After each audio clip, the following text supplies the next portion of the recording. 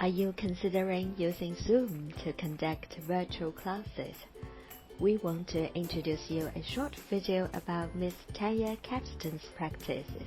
Tanya is from Faculty of Education at the University of Hong Kong.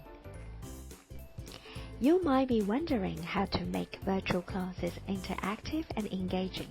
Here are 3 common questions people often ask. How to keep it on track, how to encourage students to speak, and how to address their questions. You don't have to start everything from scratch. Our colleague Tanya has got great ideas to share with you. As a University Outstanding Teaching Award winner 2018, Tanya keeps her students highly engaged both in class and virtually. Let's see how she does virtual class. Okay. Morning, everyone. We'll get started in just a moment. I can see that more of you are coming in now, so that's really good. Thank you. These are the 6 strategies for you to consider. Prepare an outline, refer to course materials, assign students roles and responsibilities, call on them to share their viewpoints, ask students to nominate others to speak, and make use of chat room.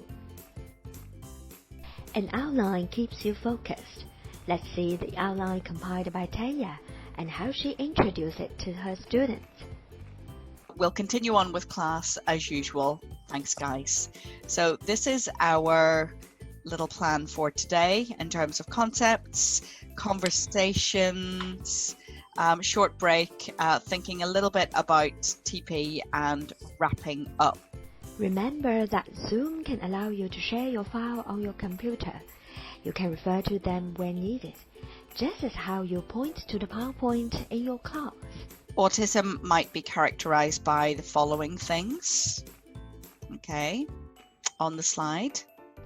An engaging virtual class depends on students' active contribution. Why not give them some roles and responsibilities? Tanya designed 5 roles. Chat provocateur poses questions to the chat.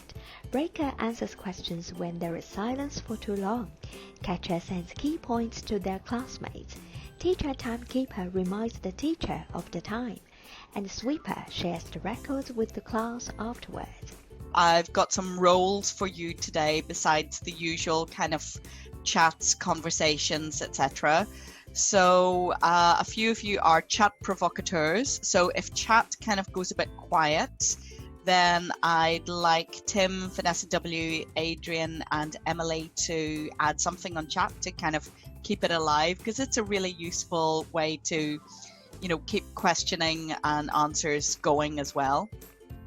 All right, sometimes if there's an open-ended question, there can be an awkward silence. So first responders, please, should be Vincent, Ivan, Manshannon, Alison.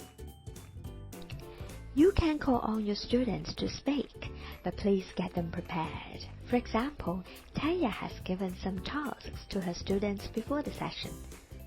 Right, I'm going to keep quiet now. So, Ivan. Hello. Hello. Hello, Ivan. So you're the class rep. So if you don't mind, I'd like you to go first today.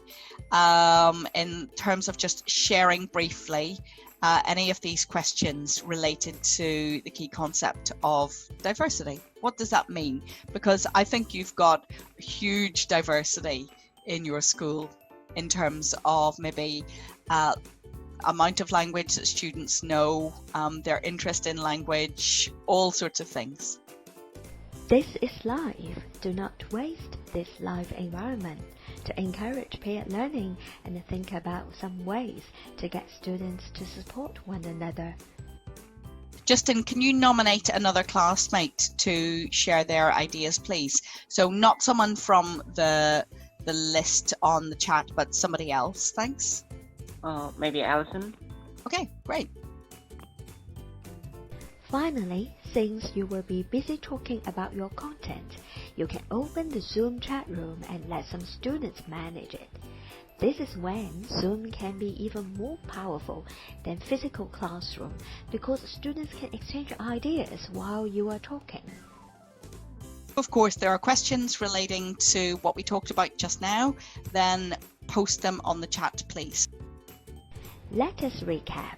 How do we use these strategies to create an interactive and engaging virtual class? There is no need to worry about live sessions at all, because you can keep yourself on track by having an outline and using your course materials. To get your students to participate, you can assign them roles, invite them to share, and create opportunities for them to support one another. Zoom chat room can be a great tool to help you address students' questions.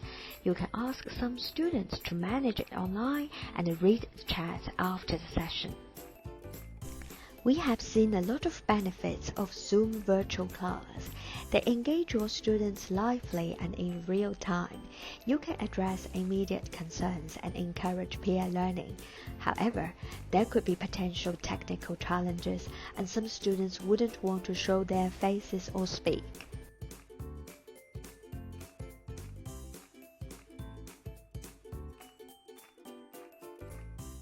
If you want to find more information about technology enhanced learning at HKU, you can go directly to this link here.